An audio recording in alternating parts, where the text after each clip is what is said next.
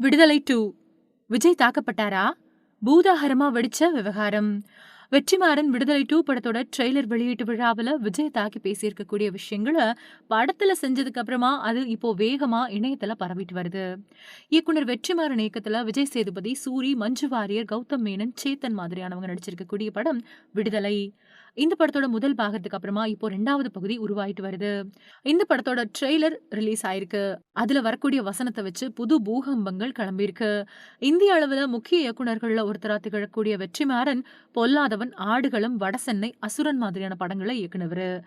இவரோட படைப்புகள் எல்லாமே சமுதாயத்துல இருக்கக்கூடிய முக்கிய பிரச்சனைகள மையமா வச்சு பேசப்படும். அது மட்டும் இல்லாம முக்கிய விவாதங்கள ஏற்படுத்தக்கூடிய அளவு இவரோட படத்தோட தாக்கம் இருக்கும். அந்த வகையில இவர் எடுத்த விடுதலை படமும் மக்களோட கவனத்தை ஈர்த்ததோட மட்டும் இல்லாம, காமெடியனா நடிச்சுக்கிட்டு இருந்த சூரிய கதாநாயகனா வச்சு இந்த படத்த எடுத்திருந்தாரு.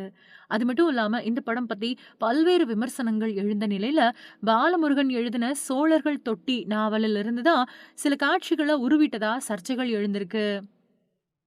இது ஒரு பக்கம் இருக்க, இப்போ விடுதலை படத்தோட 2வது பாகத்த வெற்றிமாறன் உருவாக்கி இருக்க, இதுல விஜய் சேதுபதி வாழ்க்கையில என்ன நடந்துச்சு?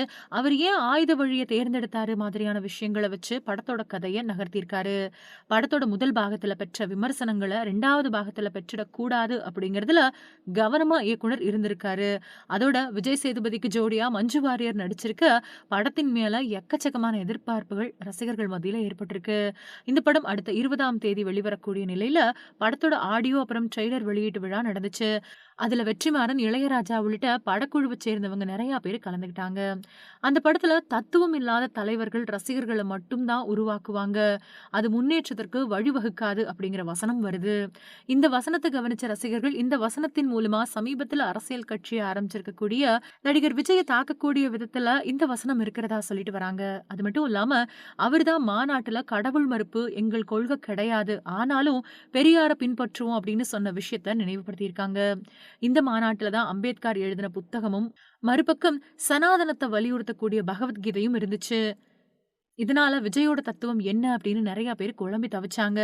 அத சுட்டிக்காட்டக்கூடிய வகையில, விஜயோட அரசியல் தத்துவம் சரியில்ல அப்படின்னு மறைமுகமா வெற்றிமாறன் சாடி இருக்கிறதா நெறைய பேர் பேசிட்டு வராங்க. வேற சிலரோ விஜயோட கடைசி படத்தை இயக்கக்கூடிய வாய்ப்பு தனக்கு கிடைக்காத வருத்தத்துல தான் வெற்றிமாறன் இப்படிப்பட்ட வசனத்த வச்சிருக்காரு அப்படின்னு விஜயோட ரசிகர்கள் எல்லாரும் அவர கலாய்ச்சிட்டும் வராங்க.